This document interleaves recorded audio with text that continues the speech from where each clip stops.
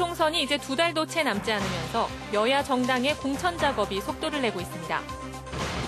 제20대 국회의원 임기가 얼마 남지 않았는데 강원도 국회의원들은 얼마나 열심히 일했는지 가장 기본인 출석률을 살펴봤습니다. 광해공단과 광물공사의 통합안이 논의되면서 해광 지역 환경 개선과 경기 활성화에 차질이 우려된다며 지역사회가 반발하고 있습니다. 속초시 선관위는 선거구 주민들에게 식사를 제공하고 자서전을 배부한 혐의를 받는 예비 후보자를 검찰에 고발했습니다. 여러분 안녕하십니까? 뉴스데스크 강원입니다. 제21대 국회의원 선거가 50여일 앞으로 다가오면서 여야 정당들의 공천 작업이 속도를 내고 있습니다. 홍한표 기자가 정리했습니다. 더불어민주당은 강릉 선거구 후보로 단독으로 공천을 신청한 김경수 예비 후보를 확정했습니다. 이광재 전 지사의 강릉 선거구 투입과 영입 인사들의 전략 공천설은 아닌 셈이 됐습니다. 자유한국당은 권성동 현역 의원에 맞서 최명희 전 강릉시장과 김창남 경희대 교수가 공천 경쟁을 벌이고 있습니다. 속초 고성 양양 선거구는 더불어민주당 예비 후보들의 경쟁이 치열합니다. 박상진, 이동기, 최상용 3명이 한 장의 공천장을 받기 위해 경쟁 중입니다. 자유한국당에서는 이양수 현 국회의원이 단독으로 공천을 신청한 상태입니다. 동해 삼척 선거구에서 더불어민주당은 김명기, 김동완 2명을 대상으로 경선을 치르기로 했습니다. 자유한국당에서는 이철규 현 의원에 맞서 정평수 예비 후보가 도전장을 냈습니다. 태백, 횡성, 영월, 평창, 정선 선거구는 셈법이 가장 복잡합니다.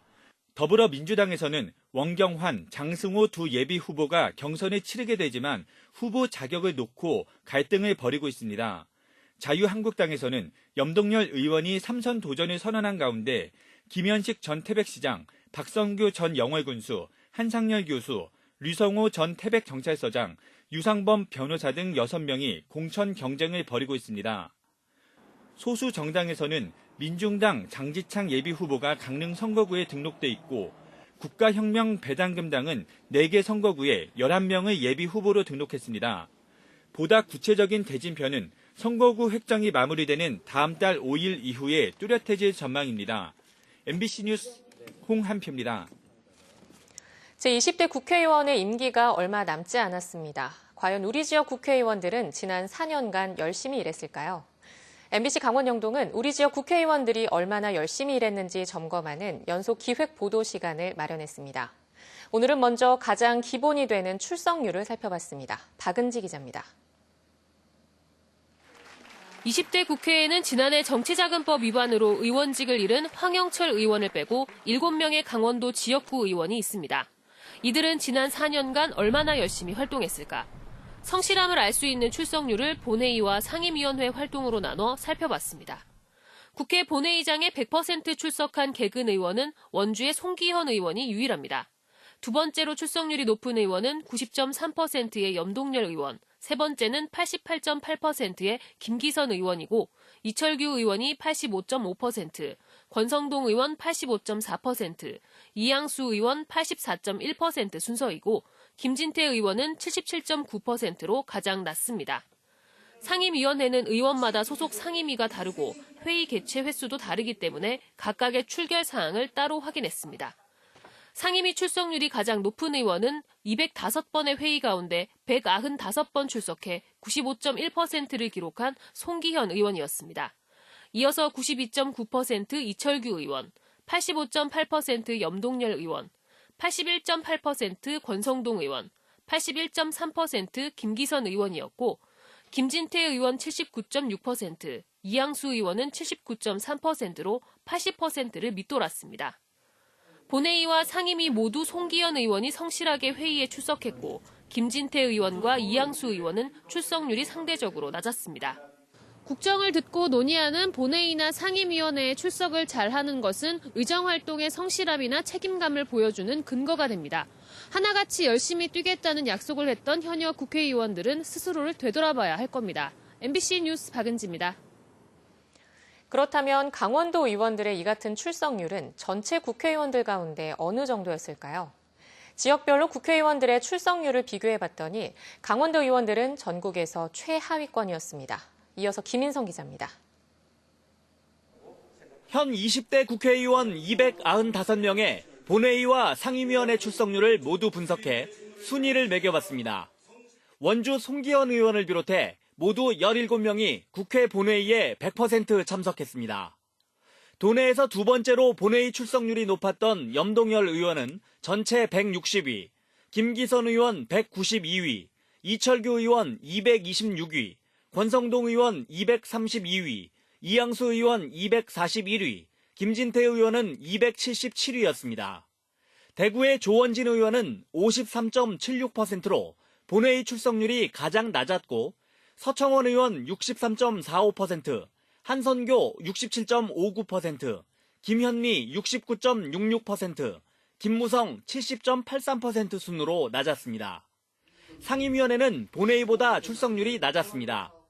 도내에서 가장 높은 출석률을 기록한 이는 95.12%의 송기현 의원인데 전체 의원 가운데 96위에 그쳤습니다.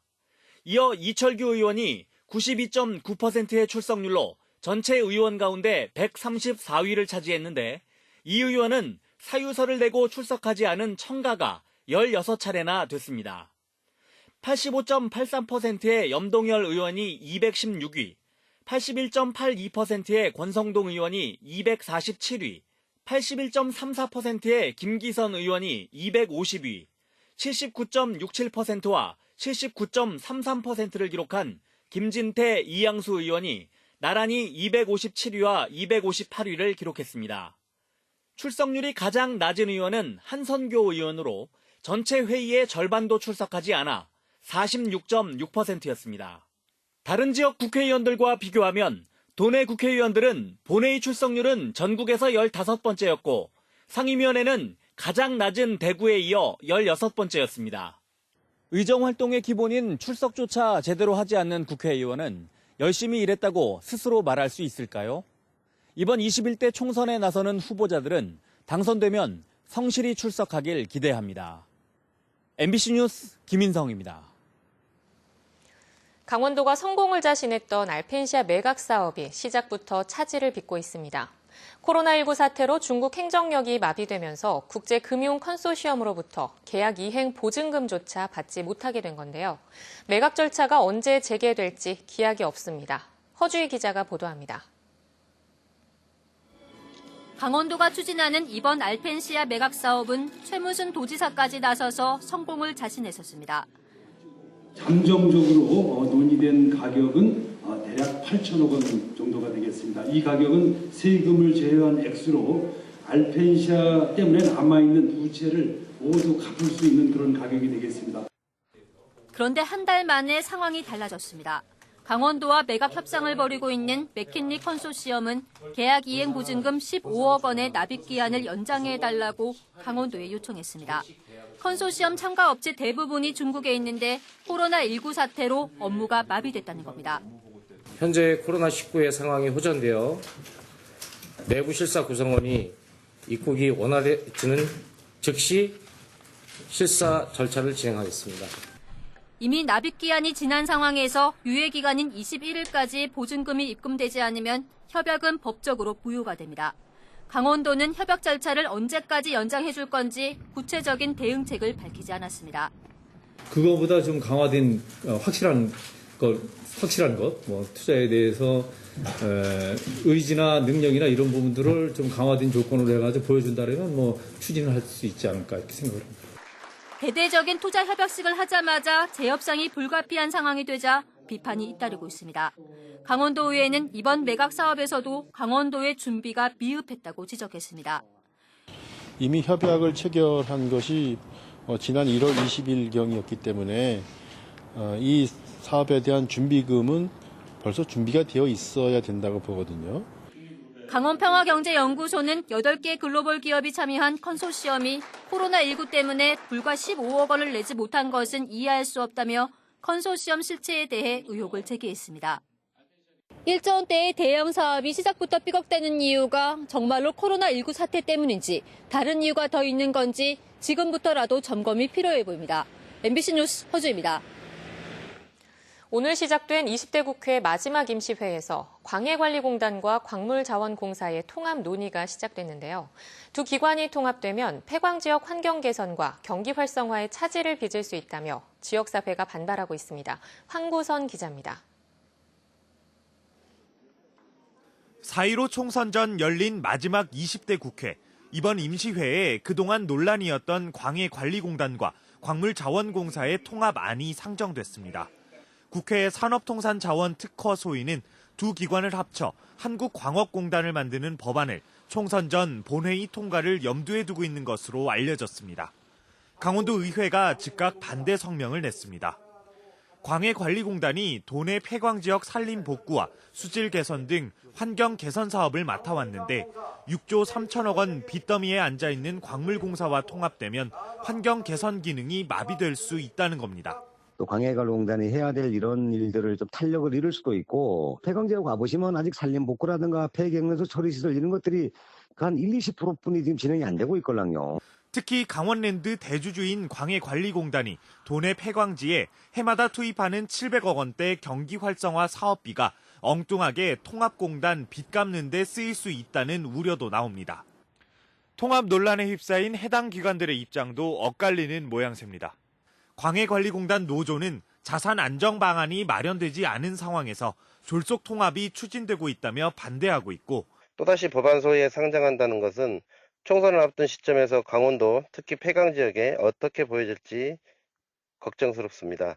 광물공사는 국가 전략 차원에서 필요한 자원개발 사업의 안정적 추진을 위해 통합이 불가피하다는 입장입니다. 강원도 의회는 폐광지 주민, 시민단체 등과 연대해 국회를 상대로 통합 반대 투쟁에 나선다는 계획입니다. MBC 뉴스 황구선입니다.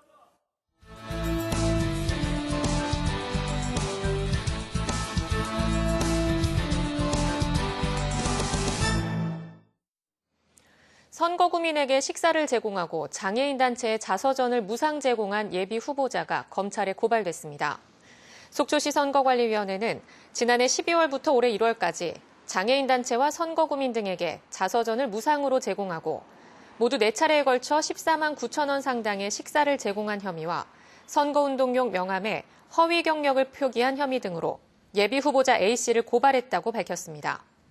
선관위는 제21대 국회의원 선거를 앞두고 각종 불법 행위에 대한 예방과 단속 활동을 강화할 계획입니다.